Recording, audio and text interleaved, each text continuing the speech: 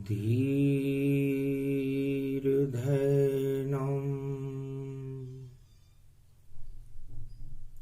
श्रवणपटे यतिवरा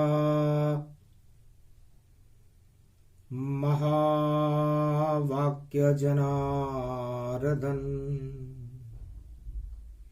सच्चिदानंद त्वं शरणं ब्रजेश यादवेन्द्रं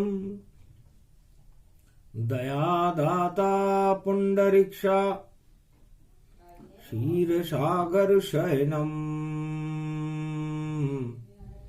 कमलनयनं नमस्तुते नमामि श्रीहरि।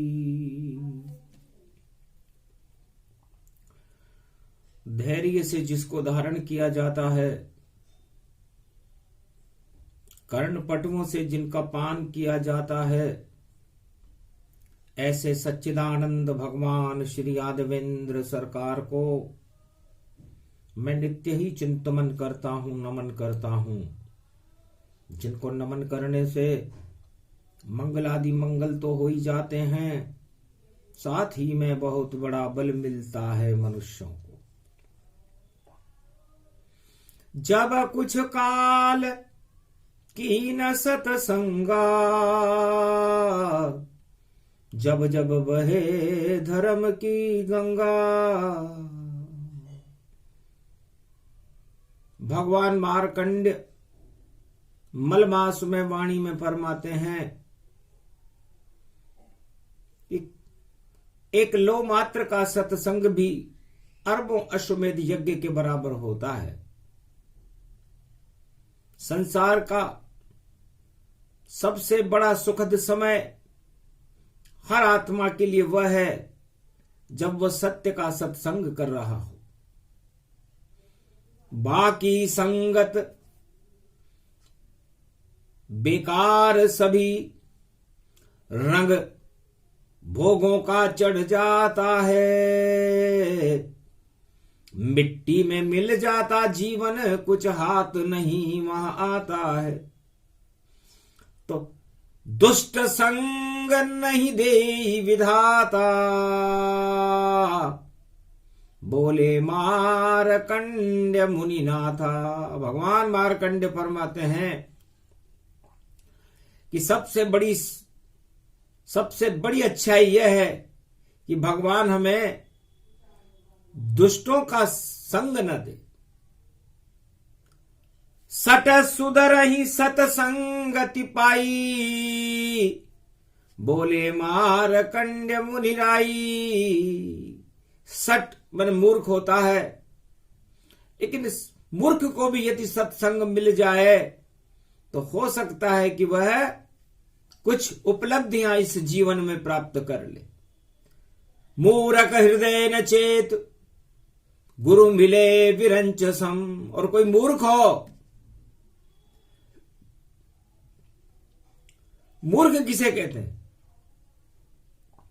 जो अपने मुंह में काम वासनाओं को रखता हो, भोगों की इच्छा रखता हो, सुंदर स्त्री की रक्षा रखता हो, सत्ता की इच्छा रखता हो, या किसी भी भौतिक सुख की इच्छा रखता हो, वो सब मूर्ख हैं। इसलिए मूर्ख का मतलब बिना पढ़े लिखे से नहीं है। पढ़ा लिखा भी मूर्ख है, गर इच्छा ऐसी हो और गुरु मिले विरंच समय, और फिर भी लाभ न होए। तो मूर्ख का मतलब ज्योतिषी और पंडित ये बता देते हैं कि ये बिना पढ़ा लिखा है, इसमें ज्ञान नहीं है। नहीं, ज्ञान होते हुए भी वह मूर्खता करे, कोई इच्छाओं को रखे, सु इच्छाओं का त्याग कर दे, तो वो विद्वान पंडित भी मूर्ख है। ये प्रसंग अति गति मति गावा, मारकंड्य मलमास सुनावा। मारकंड्य भगवान कहते हैं कि मलमास में मलिन इच्छाओं का, मलेच्छ इच्छाओं का, काम और भोग की इच्छाओं का त्याग करना ही आपके जीवन की शुभता है और इनकी इच्छा करना ही जीवन की अशुभता है। तो शुभता और अशुभता को समझा रहे हैं मार्कंडेय मलमास में।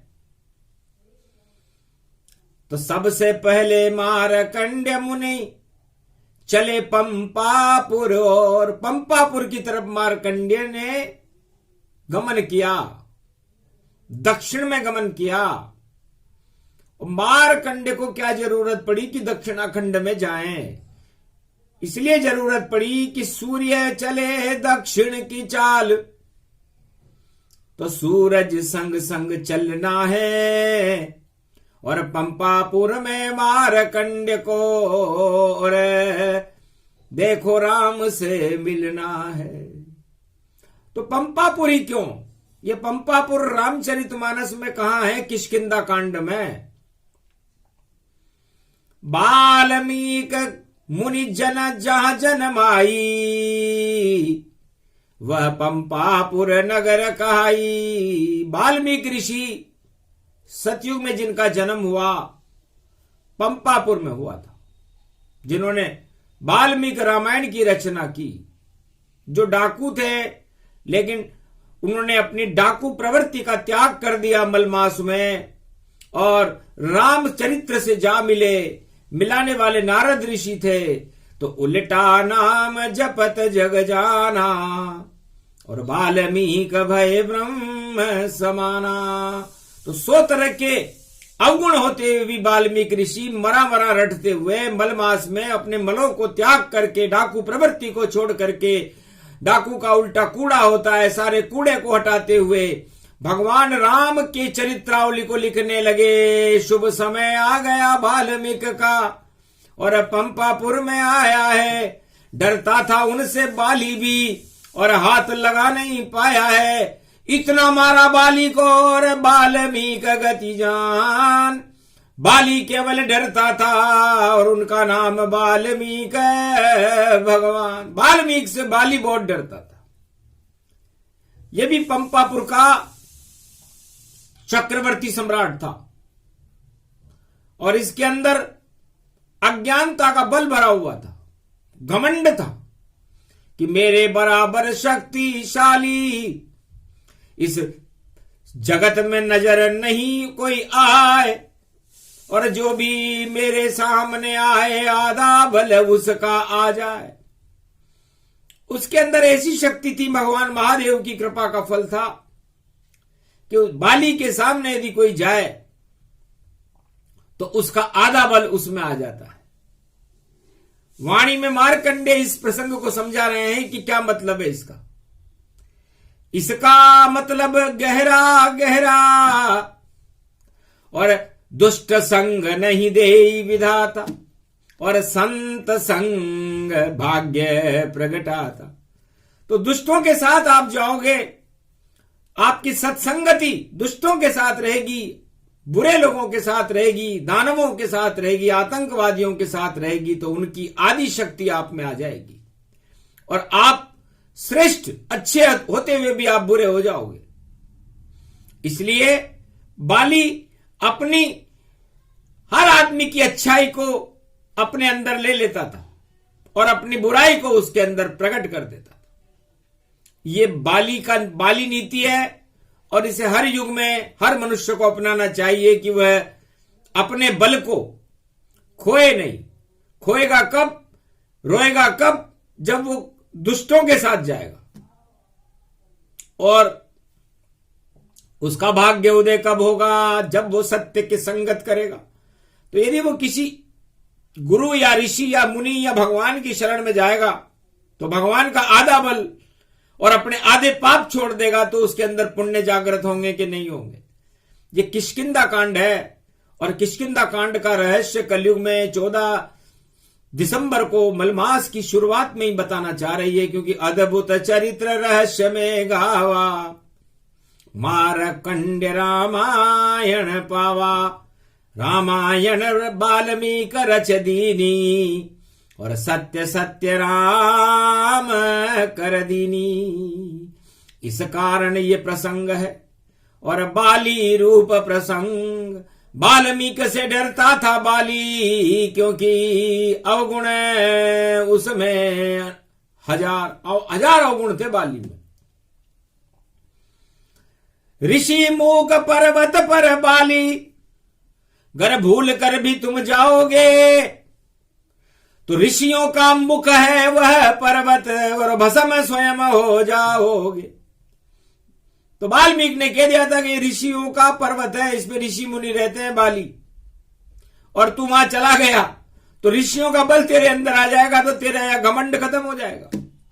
इसलिए बाली ऋषि मुख पर्वत पर नहीं जाता था। और पवन पुत्र हनुमान निराला, बने अंजनी के बहलाला, शंकर सुवन केशरी नंदन, और जन्म हुआ पंपापुर नंदन। पंपापुर में हनुमान जी का भी जन्म अंजनी के घर में हुआ, वह भी पंपापुर में। तो बजरंग बली से भी बाली बहुत डरता था। तो वाल्मीकि और बजरंग बली से पंपापुर में बाली बहुत डरता था कि ये दोनों से यदि मैं लड़ा तो ये मुझे हवा में उड़ा देंगे। अब शुरू करें प्रसंग रूप मलमासा। मलमास प्रारंभ हो रहा है, किष्किंधा कांड है। किष्किंधा किसे कहते हैं? किस का मतलब होता है बंदर, और कंधे का मतलब होता है उसकी भुजाएं, दोनों कंधे। तो इस कारण किष्किंधा कांड बना, हनुमान के कंधे पर राम लखन। तो ऋष्यमुख पर्वत के ऊपर हनुमान जी महाराज राम और लक्ष्मण को अपने कंधे पर बिठा करके, जिनके हाथ में धनुष है, धनु राशि, और राम सूर्य वंश में जिनका जन्म है, और पवन रूप में हनुमान जी हैं, तो वो पवन अपनी वेग शक्ति से अपने कंधों पर बिठा करके धनु राशि की तरफ धनुषधारी मर्यादा पुरुषोत्तम राम और लक्ष्मण को अपने कंधे पर बिठा करके ऋषिमुख पर्वत पर ला रहे हैं। यहीं से प्रारंभ होता है मलमासा, और देखो ऋषिमुख पे सूर्य प्रकाशा। तो ऋषिमुख पर्वत पर ऋषि रहते हैं। हनुमान जी अपने स्वामी को अपने कंधे पर बिठा करके ऋषियों से मिलाने के लिए ऋषिमुख पर्वत पर लेकर के आए हैं। एक एक तीर दोई काजा। एक तीर से दो शिकार कर रहे हैं हनुमान जी।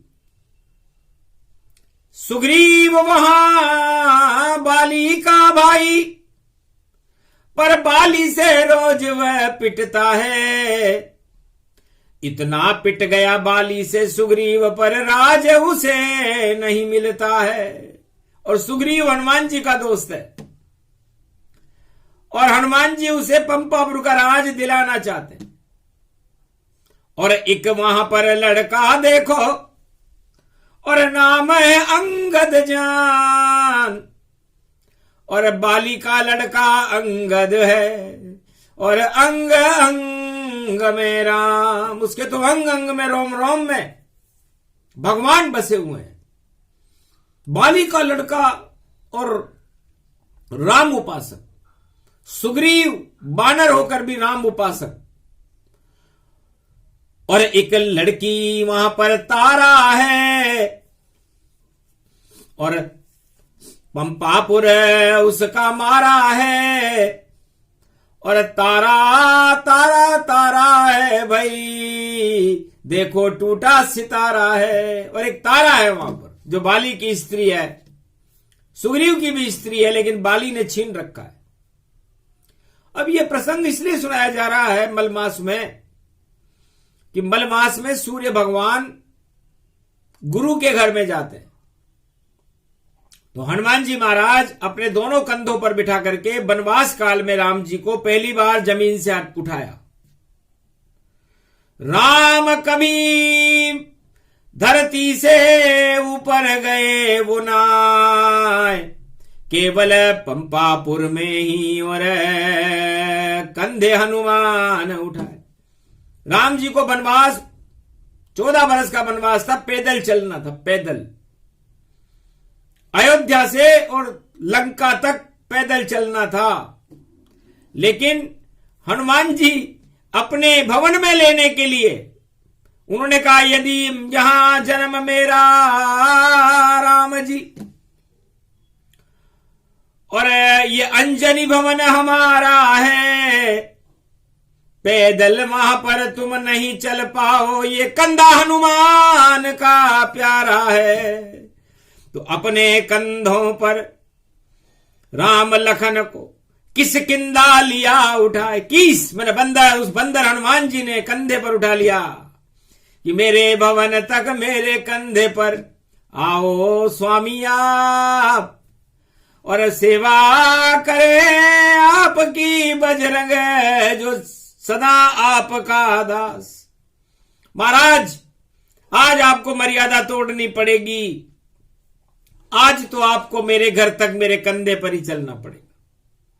कष्ट नहीं देना चाहूं और नहीं कोई पर्वत चढ़ाऊं, मेरे कंधों पर बैठो राम लखन में पल भर पंपापुर पहुंचाऊं। राम जी दया द्रवित हो गए कि सेवक वही जो स्वामी रुचि राखे और स्वामी वही जो सेवक रुचि राखे। सेवक वही है जो स्वामी की रुचि रखे और स्वामी वही है जो सेवक की रुचि रखे। मर्यादा तोड़ दी पंपापुर में भगवान राम जी ने। कहा ठीक है हनुमान, तेरे कंधे पर बैठेंगे तो कंधा बलवान बना देंगे और पूरे त्रिलोक का भार हनुमान तेरे कंधे पर हम ला देंगे। फिर कौन हटा सकता तुझको और कौन मिटा सकता तुझको, चारों युग में प्रताप बजरंग हम तेरे नाम का बना देंगे। तो चारों युग प्रताप तुम्हारा। तो इसका परीक्षण किया था कि हनुमान जी का चारों युग में प्रताप इतने शक्तिशाली भी है या नहीं है, ये अतुलित बल है कि नहीं है। तो राम लक्ष्मण ने कहा कि शेष जी को और मुझे यदि तुमने अपने कंधों पर बिठाकर अपने घर पर ले गए जहां पर अंजना का मकान था, तो मैं मान लूंगा कि चारों युग में तुम्हारा प्रताप रहेगा। और हनुमान जी ने ऐसा करके दिखाया किष्किंधा कांड में। गुप्त से गुप्त लुप्त अति राखा, किसी रामायण में नहीं भाका।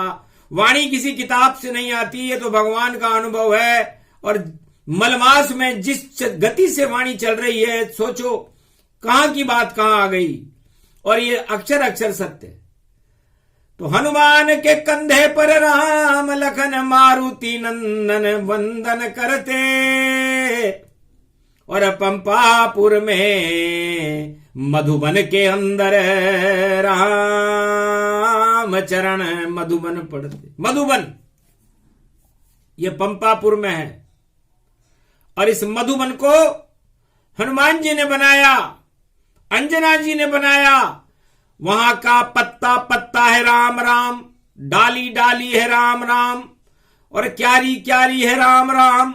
उस भवन में सब ही राम राम, वहां राम के अलावा कोई नहीं। और देखो झरोका राम राम, और मेड़ी भी है राम राम, छत पर भी सारे राम राम। और जितने श्रृंखला मधुबन की, हर चिड़िया में है राम राम, हर पक्षी में है राम राम, रज रज में है वहां राम राम, पंपापुर में सब राम राम। तो सिया राम मैं मधुबन जाना, भवन रूप हनुमान का माना। मधुबन को देख करके राम जी दया द्रवित हो गए। अंजना माता को प्रणाम किया कि धन्य धन्य माता तेरा और पुत्र अंजनी लाल, ऐसा भवन त्रिलोक में और देखा नहीं विशाल। हर पौधे में हर पत्ते में और हर क्यारी में यहाँ राम मिले, और फल में भी यहाँ राम मिले, फूलों में भी यहाँ राम मिले, अंजनी में भी देखो राम राम, और सारा रूप है राम मिले। ऐसा भवन देखा नहीं और पूरे त्रिलोक के माय, ये तो दूसरा बैकुंठ है जो हनुमान दिया बनाए। ये मधुबन है और इसको हनुमान जी ने बनाया। राम की छवि हर पत्ते में थी, हर जहां देखो उधर राम। ऐसा भवन आज तक त्रिलोक में किसी का भी नहीं है। सारे भवन बेकार हैं। इंद्रलोक भी नहीं है, विष्णुलोक भी नहीं है, शिवलोक भी नहीं है, ब्रह्मलोक भी नहीं है, पृथ्वी भी नहीं है, पाताल तलातल सप्तलोक 14 भवन भी नहीं है। जैसा भवन अंजना जी ने और हनुमान जी ने एक झोपड़ी में मधुबन बना रखा। तब पूछा, ब्राह्मण रूप कपि सुत धारा, और कहां चले दशरथ के लाला। ब्राह्मण बने हुए थे हनुमान जी, वहां बंदर के रूप में नहीं थे। कहा, महाराज आप तो दशरथ के राजकुमार हो, इधर किधर जा रहे हो? मलमास पड़ा है भारी अभी, ऋषिमुख पर्वत पे तुम्हें रुकना है, और ऋषियों से संवाद करो, और गुरुओं से तुमको मिलना है। तो मातंग ऋषि का आश्रम ऋषि मुख गति जान, सबरी से भी तुम मिलो, और रामचंद्र भगवान यहां पर बड़े ऋषि और तपस्वी रहते हैं। और मलमास है, तो मलमास में आप सूर्य वंश में हो, आपके हाथ में धनुष है, तो धनु राशि में राम जी और ऋषि मुख पर आए, और 14 वर्ष वनवास है, पहला दिन मलमास। ये पहला दिन है मलमास का। जब धनुष का मतलब धनु राशि, सूर्य वंश में राम जी, और ऋषि मुख पर्वत पर गुरु मातंग ऋषि और शबरी और बहुत बड़े बड़े ब्रह्मवेता बैठे हुए, दर्शन की ओट लगा रखी है।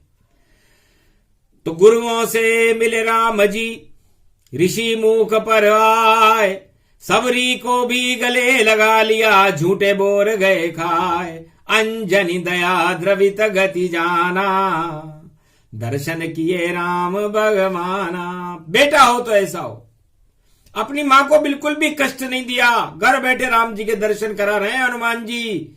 हर बेटे को, अपने माता पिता को घर बैठे राम जी के दर्शन कराए तो सौभाग्यशाली होता है। श्रवण कुमार ने तो कावड़ में बिठाकर कराए थे, लेकिन हनुमान जी ने तो घर बैठे गंगा आ गई और अंजनी के मन को भा गई, और बोली अंजनी माता सीता कहां छुपा गई। बेटा आप दोनों राजकुमार तो, और आपकी पत्नी सीता जी का है और उर्मिला का है। चुप हो गए वहां राम जी, और हतप्रभ हुए हनुमान। माता फल कुछ लाइए, करे राम लखन सम्मान। सम्मान ही बदल दिया हनुमान जी ने कि ये बातें बताना ठीक नहीं। जब समय आएगा माता तो हम सारा भेद बता देंगे, कहां गई सीता माता, उर्मिला को भी यहां ला देंगे। दोनों शक्तियां अभी तो कर रही अपना काम, सीता पावक में गई और उर्मिला कटोरा जान। उर्मिला एक कटोरे में त्राटक कर रही है, अपने पति का चित्र देख रही है, और सीता जी अपने नयनों में, अपने हृदय में भगवान का ध्यान कर रही है। इस समय अशोक वाटिका में सीता और अवध उर्मिला बैठी है, और दोनों की शक्ति बड़ी विचित्र है, ये रामायण माता कहती है। वाल्मीकि ने जो रामायण लिखी है वो भी पंपापुर में ही है मैया, उन्होंने ये बात लिखी है, इसलिए इस बात का भेद बाद में बताएंगे। फलहार राम लखन और कंदमूल आहार, और ये हनुमान का भवन है, और आप करूं मैं अतिथि सत्कार। आप ये कंदमूल फल स्वीकार करें, क्योंकि मैं तो कपि हूं।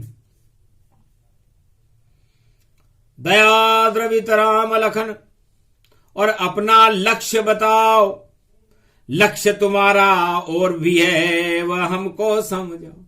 तब कहा हंस करके चतुर राम, और चतुर मेरे ये स्वामी है, और मेरा मित्र यहां सुग्रीव है, और यहां पंपापुर में देखो कष्ट पा रहा है, और आपका उससे कोई लेना देना भी नहीं है।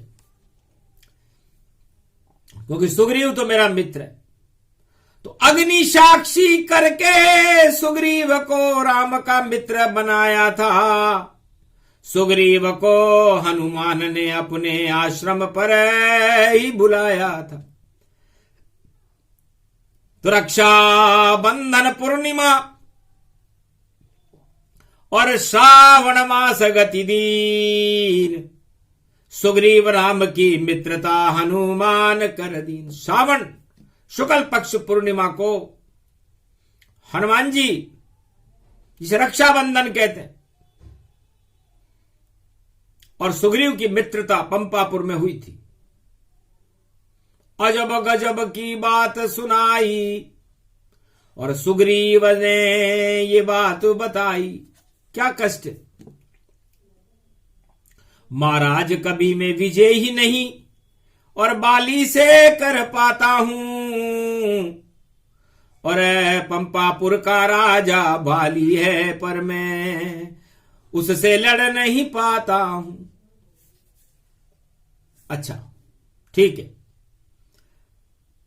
कहां है बाली, मुझको दूर से देव दिखाए, कितना बल उस बाली में, पहले तोल तोल गति जाए। तो तुला राशि में राम जी हैं और धनु राशि में पाप और पुण्य को तोलने के लिए पंपापुर में ऋषि मूक पर्वत पर विराजमान है। इस समय कलयुग चल रहा है, रामायण कलयुग में भी चल रही है। तो अब राम जी ने बाली और सुग्रीव को तोला। लक्ष्मण से कहा, लक्ष्मण अपने मन को स्थिर रखो। तो सुग्रीव का पलड़ा हल्का है, बाली का पलड़ा भारी है, लगता है बाली की पंपापुर में अकल गई यह हमारी है। तब हनुमान जी से राम जी ने कहा, लगता है बाली की अकल मारी गई है, घमंड है, और मैं गर्वहारी हूं, और मुझे घमंड अच्छा नहीं लगता, चाहे कोई भी करे। तो मैं मारूं नहीं बाली को, मैं तो नष्ट करूं घमंड। इसको वरदान है शिव जी का, और शिव जी है ब्रह्मांड। ब्रह्मा और शिव जी का वरदान लेके आया है, ब्रह्मांड का वरदान है इसको।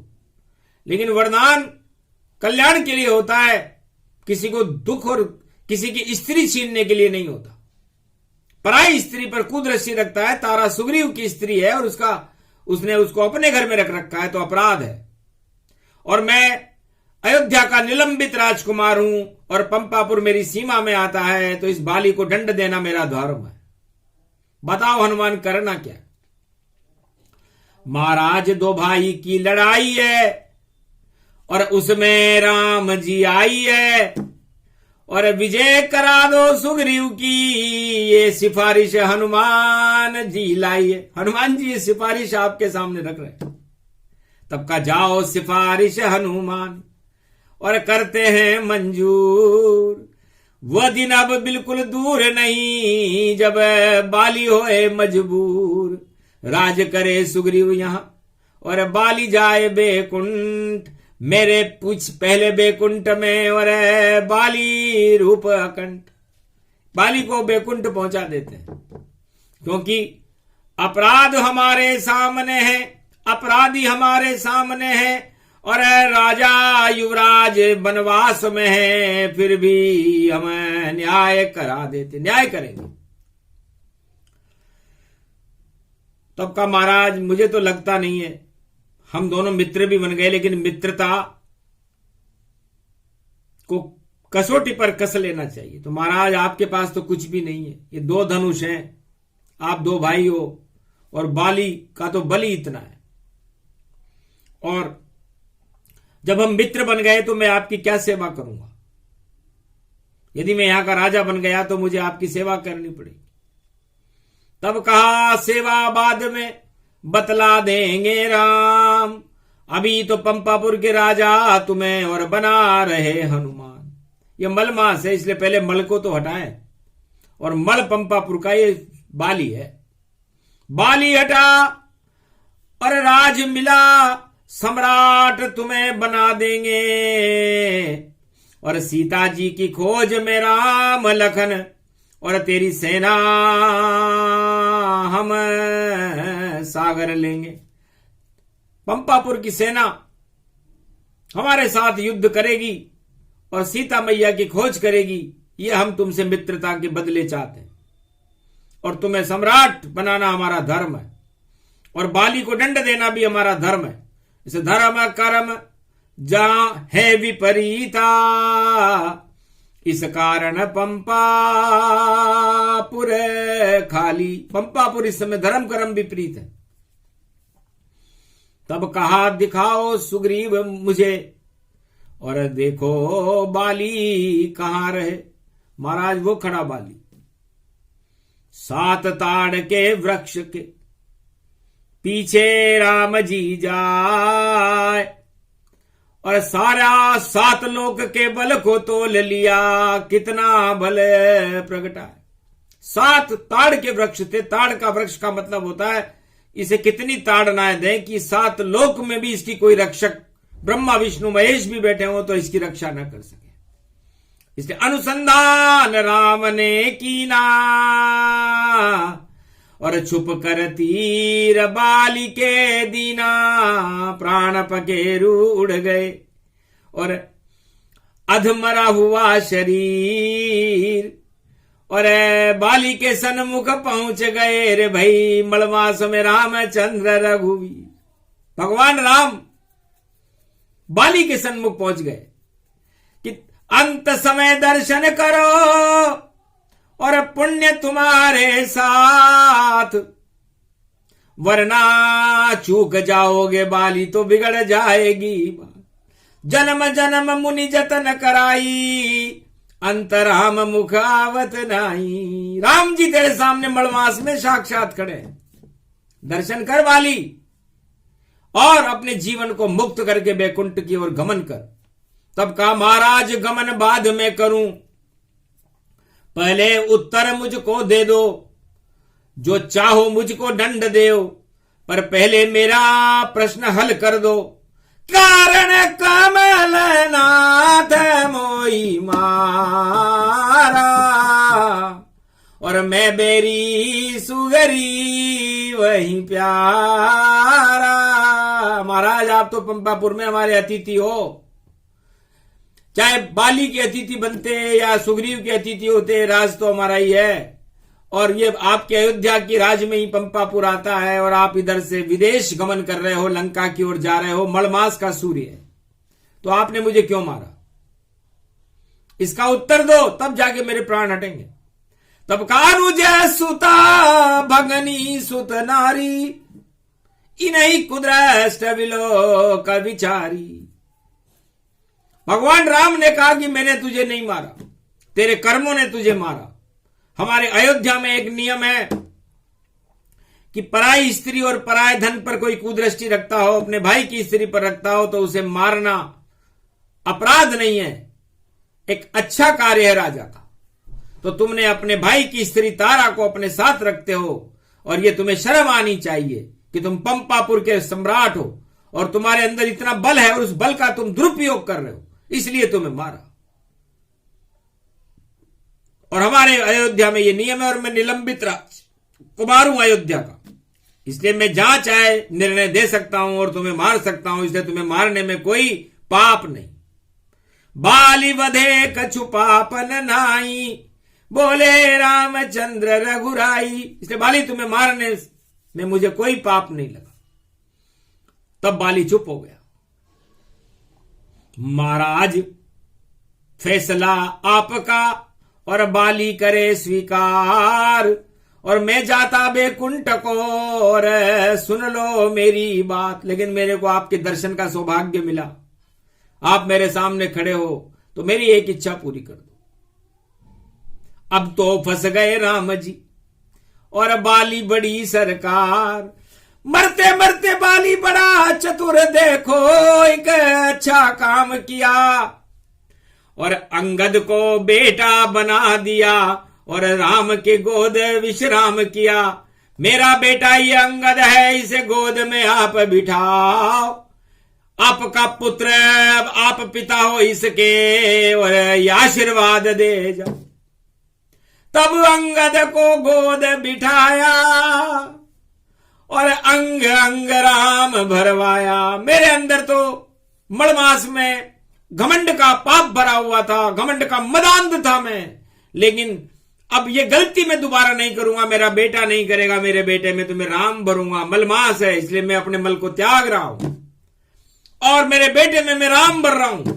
सत्ता भर दो सुग्रीव के, नहीं सत्ता मुझे चाहे, मेरे बेटे में तो राम रहे, वह अंगद कहलाए। वो उसके अंग अंग में राम जी भरे रहे, क्योंकि मुझे ज्ञान हो गया कि राम ही सबसे बड़ा है, राम नहीं अभिमान, राम त्रिलोक की शक्ति है, राम मेरे भगवान। आज मुझे पता चला मरते मरते कि राम भगवान है। और मड़मास में मैंने गलती करी, जो पराई स्त्री को भरा, घमंड को भरा, इसलिए मैं मृत्यु को प्राप्त हो रहा हूं। लेकिन मेरे लड़के में आप राम भर दो, आप इसके पिता हो। आपके भी लड़के होंगे, बाद में होंगे, लेकिन सबसे पहला लड़का आपका मनोनीत लड़का ये अंगद है। और राज में इसके भरना नहीं चाहता, सुग्रीव ही राज करे, मुझे कोई आपत्ति नहीं। तो ऐसे मिला सुग्रीव को पंपापुर का ताज, और बाली गया बैकुंठ को, और अंगद राम प्रकाश। अंगद के रोम रोम में राम का प्रकाश हो गया, सूर्य का प्रकाश हो गया। तो सूर्य धनु राशि में प्रवेश करके और राम सिया राम सा हो गया, अंगद रूप समान, रामचंद्र का देखो मनोनीत पुत्र उसे जान। इसलिए आगे जाकर के यही राम का पुत्र, जो राम का मनोनीत पुत्र है, वरदान दिया था राम जी ने बाली को कि जाओ ऐसा ही होगा। तो लंका रावण सेना अंगद से गई हार, पांव उठा नहीं सका लंक में जो रावण सरकार। रावण सरकार से अंगद का पांव नहीं उठाता, ये प्रमाण है कि राम जी ने उसे त्रिलोक की शक्ति प्रदान की। तो सारे संसार को राम जी की शक्ति देख लेनी चाहिए। अंगद में है, सत्ता में नहीं है। बहुत से लोग कलयुग में और सतयुग में और द्वापर में और त्रेता में राम नाम ले लेकर के सत्ता प्राप्त करते हैं। कलयुग में भी ऐसा ही हो रहा है, लेकिन वह सत्ता अस्थिर है।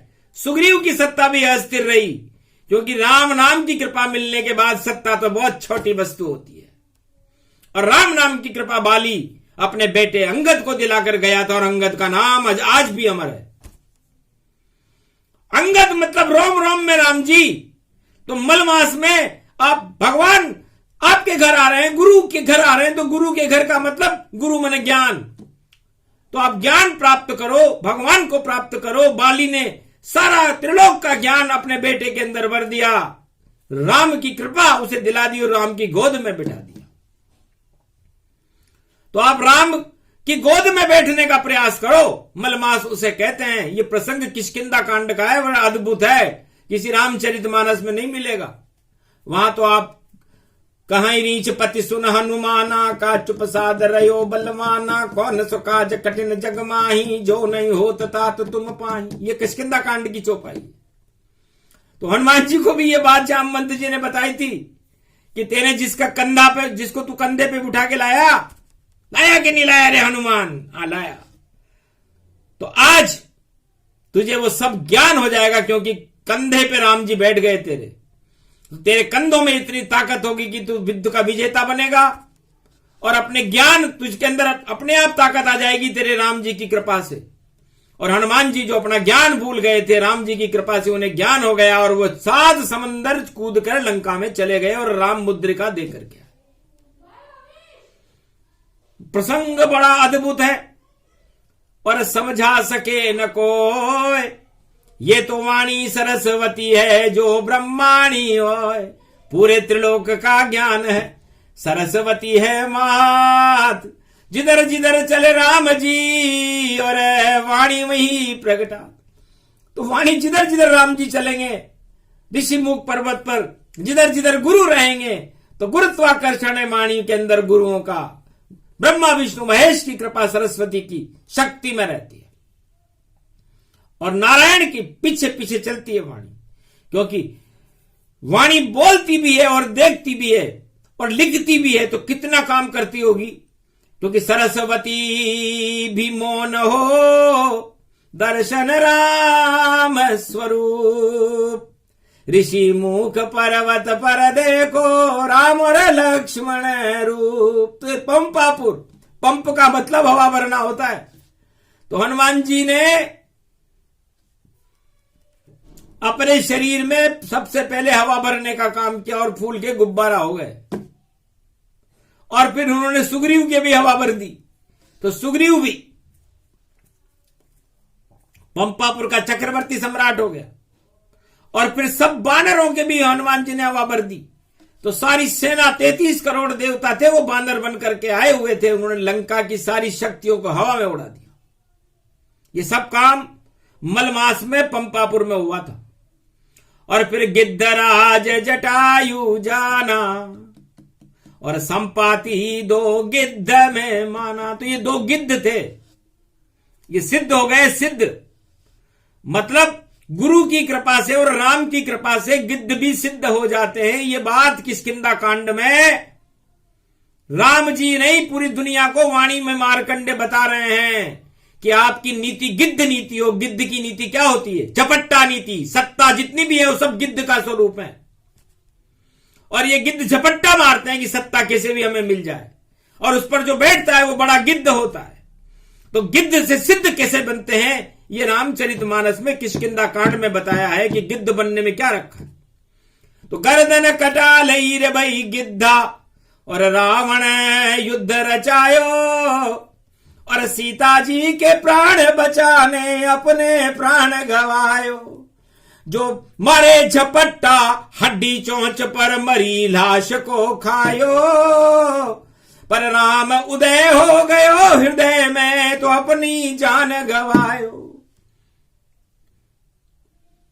तो गिद्धराज जटायु ने राम का प्रकाश होने के बाद अपनी जान को गंवाना पसंद किया, लेकिन सीता जी पराई स्त्री को बचाने के लिए उसने अपनी जान लगा दी। तो राजाओं, पूरे विश्व के राजाओं, नीति सीखो किष्किंधा कांड से कि तुम्हारे शासन काल में एक भी नारी का अपमान हो जाए तो तुम्हें सत्ता छोड़ देनी चाहिए। यह भगवान राम ने किष्किंधा कांड में बताया। है कोई राजा कलयुग में जो उसके राज्य में किसी नारी पर प्रकोप हो और वो अपनी सत्ता छोड़ दे? उसने तो जान ही छोड़ दी थी, तब जाकर वो सिद्ध बना। और भगवान राम के हाथों में जिसका दाह संस्कार किया गया, दशरथ का भी दाह संस्कार राम जी ने नहीं किया था, भरत जी ने किया था, लेकिन गिद्धराज जटायु का दाह संस्कार भगवान राम ने अपने हाथों से किया। कितना सौभाग्यशाली मांसाहारी गिद्ध को चुंबन लगा रहे हैं राम जी। तो सत्ता बड़ी के राम, तो राम बड़ा है, सत्ता छोटी है, छोड़ दो। और चले अब संपाति के पास, सारे बानर ढूंढ न पाए और हो गए वहां निराश। संपाति उसका भाई था।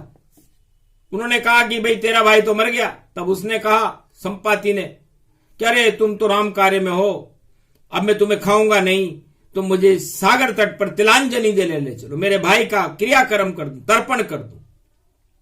दाह संस्कार के बाद कर तर्पण किया और उसने कहा कि दूर अशोक है वाटिका, लंक में सीता माय, मैं ही देखूं गिद्ध दृष्टि से तुम्हें दिखेगी नाय। जाओ, सीता जी अशोक वाटिका में लंका में बैठी हुई है, ये मुझे दिख रहा है क्योंकि मेरे पास गिद्ध दृष्टि है। तो वह भी सिद्ध हो गया और हो गया वहीं अचेत। राम कृपा से बैकुंठन में और देखो पहुंचा रे, बैकुंठ में पहुंच गया। तो सत्ता की चाह नहीं थी इन दोनों गिद्धों को। सारे गिद्ध सत्ता के लिए पागल रहते हैं, लेकिन ये दोनों सिद्ध बन गए, जटायु और संपाति। संपाति का मतलब हर चीज की संपत्ति वो प्राप्त कर सकता था, लेकिन उसने राम नाम के ऊपर त्याग कर दिया। ये किष्किंधा कांड है, बड़ा महत्वपूर्ण कांड है। यदि इसका पूरी व्याख्या बता दी जाए तो राजा अपना ताज छोड़ दें और भक्त भगवान के प्रति पीछे पीछे घूमने लग जाए, सारे संसार का मोह छोड़ दें, वो किष्किंधा कांड है। तो किष्किंधा ये कांड है। कंधा है हनुमान और ऋषिमुख पर्वत पर बैठे राम लखन भगवान। अब सत्ता मिलते ही सुग्रीव भूल गया कि मुझे करना क्या। आखिर लक्ष्मण जी को भेजा कि शरद ऋतु आ गई है और ये सुग्रीव बड़ी बड़ी बातें करता था, ये तो राजताज और भोगों में व्यस्त हो गया, इसे पकड़ करके लाओ। तब सत्ता में जाते ही आदमी भोगों में फंस जाता है और अपनी चतुराई चलाने लगता है। किष्किंधा कांड में ताड़न आदि लक्ष्मण जी को राम जी ने भेजा कि तुम किस लिए राजा बने हो क्या, कि भोगों में फंस जाओ। सारे राजा भोगों में फंस जाते हैं सत्ता लेकर के, इससे उनके सत्य उनसे दूर हो जाता है। तब सत्य के पास वापस सुग्रीव आया और माफी मांगी। महाराज गलती हो गई मुझसे और मित्रता धर्म निभाऊंगा। सारे बंदर को आदेश दिया, मैं सीता का पता लगाऊंगा। फिर जाकर के सीता का और सुग्रीव पता लगाए। ये किष्किंधा कांड है जिसे वाणी रही सुना। इसलिए किष्किंधा कांड की वाणी थी, मलमास का प्रसंग था, सूक्ष्म रूप प्रसंग वाणी ने गावा। मलमास 14 दिसंबर राम लखन हनुमान प्रगट होई जावा। पहले दिन ही राम लक्ष्मण हनुमान जी और मातंग ऋषि और ऋषि मुख पर्वत पर राम जी को बिठा दिया। अभी तो 30 दिन है मलमास के। एक एक चीज बताएंगे, ऐसी बातें बताएंगे किसी किताब में लिखी हुई नहीं हो, क्योंकि वाणी किसी किताब से नहीं आती। तो ये प्रसंग जो भी सुने, मलमासों का ज्ञान, अपने मल को त्यागिए तो मिले राम भगवान। बोलो जय श्री राम। ये प्रसंग राम लखन के दर्शन देत कराए, वाणी को भी दर्शन करा दो। हनुमान मनसा पूर्ण ये इच्छा वाणी प्रगटाए। कहा तथास्तु हनुमान ने। जब सुग्रीव दर्शन कराए तो वाणी तुझको और पूरे भारत को और यहाँ राम देहु प्रगटाए। 21वीं शताब्दी में कल के अवतार को ही प्रकट कर दूंगा। अरे वाणी चिंता मत कर, क्योंकि वाणी ही जब आती है, जब ईश्वर शक्ति प्रकट आती है, तब विचित्र बातें वाणी भी सारे जग को बतलाती है। तो ये वाणी का ज्ञान है, मलमासों का ज्ञान। वाणी कभी वो आती नहीं है जिसे बोलते हैं, वाणी कभी रिपीट नहीं होती। जो एक बार बोल गई वो दोबारा नहीं आएगी, और जो दोबारा बोलेगी वो तिबारा नहीं आएगी। इसलिए युग धर्म देश काल और परिस्थिति के अनुसार वाणी को भगवान करते हैं, और भारत का भविष्य उज्जवल करने के लिए ही तो वाणी है। बोलो जय भारत माता, जय श्री राम, जय हनुमान।